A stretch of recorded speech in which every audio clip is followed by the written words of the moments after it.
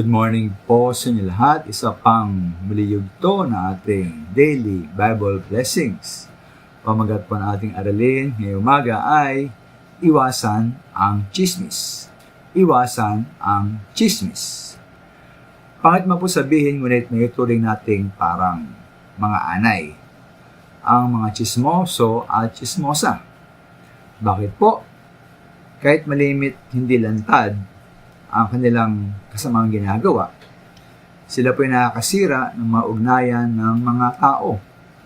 Maging ugnayan ng mag-asawa, pamilya, kaibigan, kahit sa iglesia. Ito po ay totoong maging ang chismis ay totoo o pawang kasinungalingan. Ito yung nakapinsala, ang chismis at mga pangit na salita. Ay nga po sa Kawikaan 16:28, ang taong baluktot ng isipan ay nag-aasik ng kaguluhan. Ang sinisira naman ng chismis ang magandang samahan. Ba't po kaya? Dahil po ating mga dila at ating mga salita mismo ay tunay na makapangyarihan at nakapinsala ng mga buhay ng mga tao. Kaya po sa Santiago 3:5, ganyan din ang dila ng tao. Malit na bahagi lamang ng katawan, ngunit napakalaki ng nagagawang kayabangan.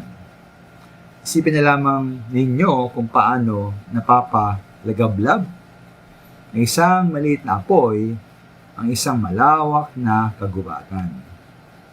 Ito po napakarami ng mga sunog na natupok. Natupok ang napakaraming mga bahay dahil lamang sa maliit na simula. Maring may batang naglalaro ng apoy, posporo, o may nakasinding kandilang pabayaan at nakatulugan. Mula nga po ang paghahambing ng chismis sa apoy, mula sa Kawikaan 26:20, sabi roon, namamatay ang apoy kung ubos na ang kahoy, nahinto ang away kapag walang nanunulsol. Kaya po huwag tayo nawang mag-chismis sa iba. Ayon sa Efeso 4:29, huwag tayong gumamit ng masamang salita, kundi pawang mabuti, angkop sa pagkakataon, at mapakinabang lamang.